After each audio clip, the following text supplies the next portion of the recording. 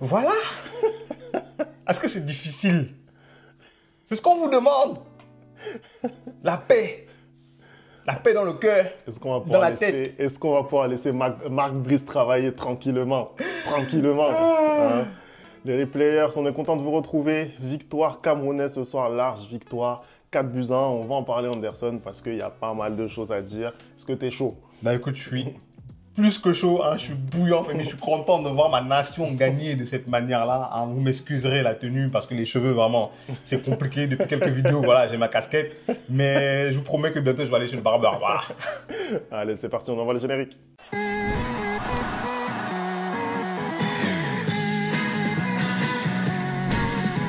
Allez, on commence tout de suite le débrief Anderson, le Cameroun donc qui gagne assez facilement, on va pas se mentir, face au Kenya et le Cameroun qui se rapproche aussi d'une qualification vers la CAN.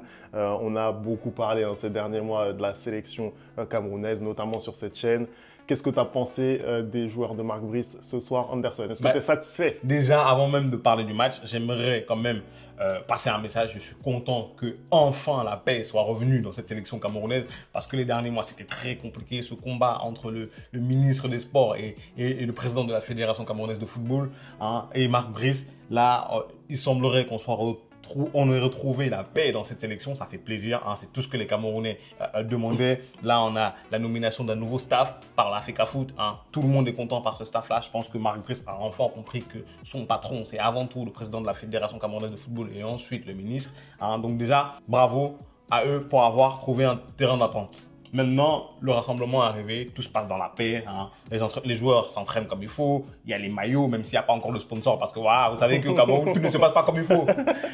Mais moi, dans le match, de ce que j'ai vu ce soir, en tout cas, je suis satisfait. Il y a énormément de points qui m'ont satisfait. Hein. Déjà, la manière de jouer. La manière de jouer, elle est totalement différente de ce qu'on a vu sous Rigobertson.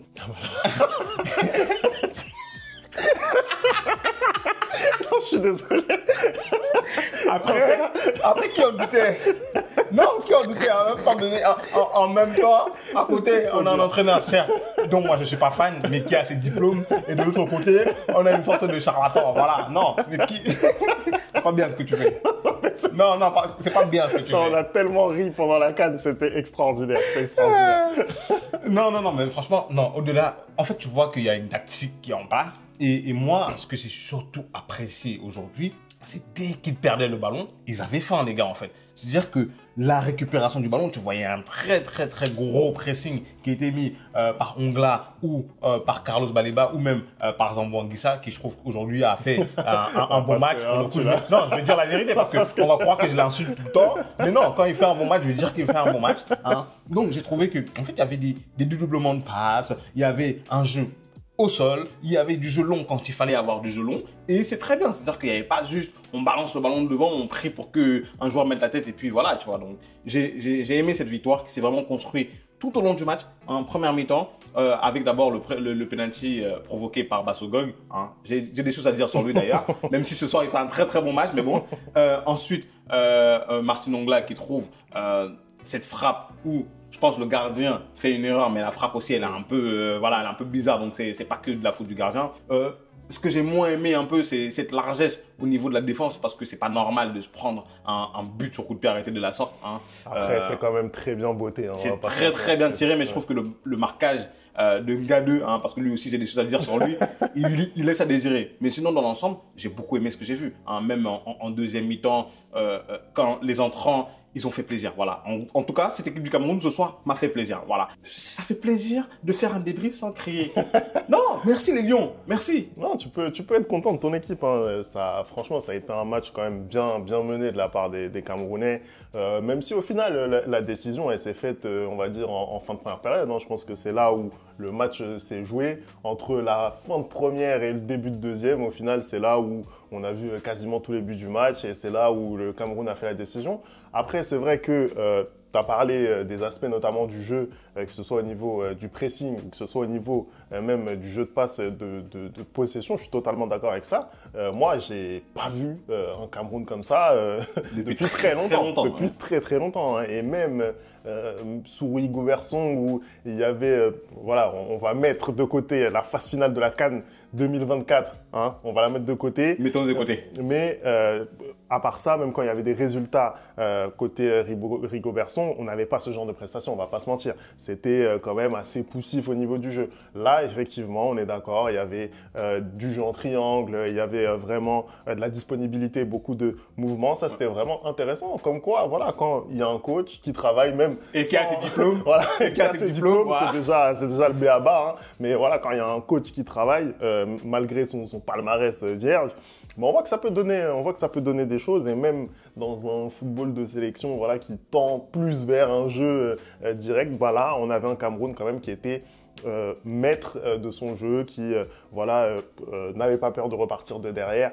et de construire. Après, voilà, tout n'est pas parfait parce que il y a eu quand même des grosses lenteurs, on va dire. Ça ronronnait quand même pas mal, hein, on va pas se mentir. Mais voilà, c'est étape par étape. Je pense qu'il faut poser un petit peu le jeu. Et quand on met un diagnostic sur ce qu'il y avait avant, et notamment les derniers mois sur et en dehors du terrain, bah, on peut que être content de ce qu'on a vu. Après, derrière, en deuxième mi-temps, peut-être, je crois que c'est 10 minutes après le début de la seconde période, voilà, il y a 4-1, merci, au revoir, rideau, et derrière, ça déroule en fait. Donc, c'est une bonne prestation des Camerounais. Moi, je suis content de les voir ce jour-là, Anderson. Oui, mais franchement, tu as tout dit, Femi. Je ne vais pas rajouter encore de l'eau à ton moulin, hein, parce que tu viens de dire ce que je pense. Moi, maintenant, peut-être les petits soucis que j'ai avec cette équipe-là aujourd'hui, c'est que j'ai l'impression qu'on est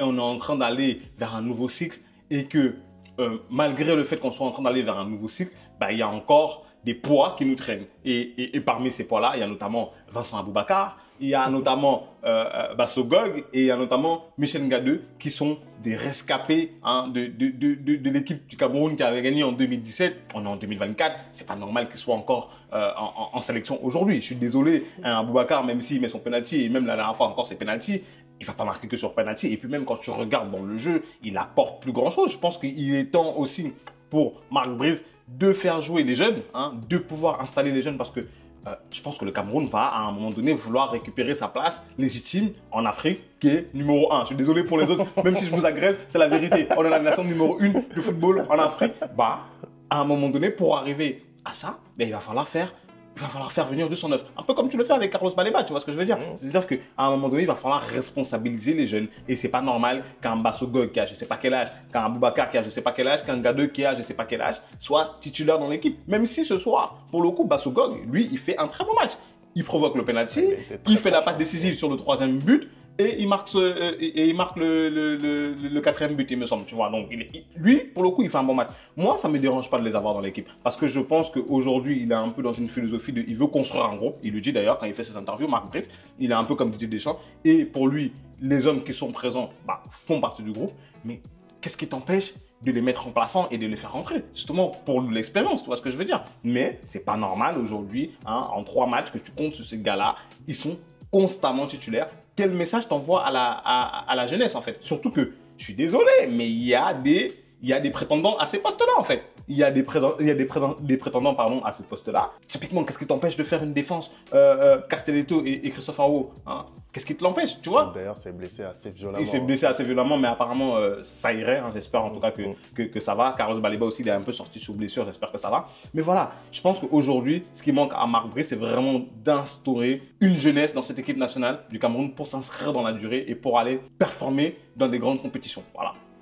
Anderson, je voulais te lancer sur peut-être la nouvelle pépite de cette équipe, hein, Baleba, le joueur de Brighton. Qu'est-ce que tu as pensé toi aujourd'hui de sa presta? Écoute, je pense que tout comme Bomo, hein, dans son club, ils sont sur un très très bon début de saison en club, et lui et Baleba encore plus depuis qu'il est arrivé en sélection nationale du Cameroun. C'est-à-dire que ce petit-là, ce vent frais-là, cet oxygène, ce poumon, non merci, on en avait besoin. On en avait besoin parce que à chaque fois qu'il a le ballon, il se passe quelque chose. À chaque fois qu'il a le ballon, dans sa manière de regarder, dans sa manière d'orienter le jeu, dans sa manière même de se comporter, tu sens que c'est un grand joueur.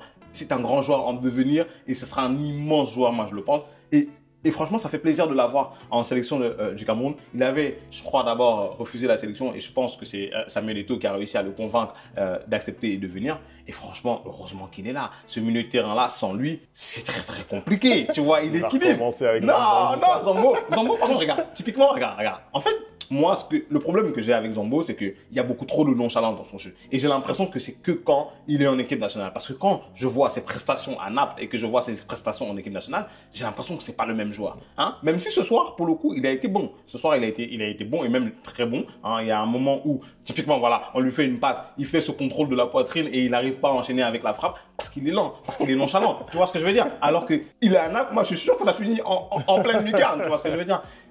Et vraiment, le fait que Baleba soit dans ce milieu-là, il récupère énormément de ballons, il couvre énormément de zones en fait dans le milieu de terrain et c'est fantastique. Tu vois, c'est fantastique. Et puis même, comme je te l'ai dit tout à l'heure, moi ce que j'ai aimé, c'est que en deuxième mi-temps, il a eu la possibilité, Marc Brice, de faire tourner son équipe parce qu'on a encore un match lundi contre ce même Kenya-là, au Kenya pour le coup. Et le fait de pouvoir faire tourner comme ça à tes joueurs, c'est une bonne chose. Tu vois, faire des remplacements très très tôt comme ça, tu les reposes aussi tes joueurs, c'est une très très bonne chose. Il teste aussi en ramenant des nouveaux joueurs, hein, même si je pense qu'il pourrait encore plus faire tourner parce qu'un Aboubacar, par exemple, j'ai trouvé il a duré trop longtemps dans ce match-là. Il doit sortir bien avant. Un Franck Magri, on doit le tester bien plus. Tu vois ce que je veux dire? Parce que les Aboubacar, les Bassogoy, les Nkadeu, ils doivent être plus sur la porte de sortie, tu vois. Là, aujourd'hui, on est en train de venir récupérer notre place. Donc, on a besoin de 109. On a besoin de joueurs qui ne se fatiguent pas.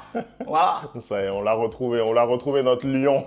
Allez, merci d'avoir regardé cette vidéo. On n'oublie pas les bonnes habitudes, @ le replay foot. Dites-nous en commentaire ce que vous avez pensé du match des Lions Indomptables. Et nous, on se retrouve très très vite dès ce soir hein, pour de nouvelles vidéos. Cameroun au Bosso. Oui. Merci les Lions. Merci. On va boire la bière. On va boire la Guinness. Insupportable.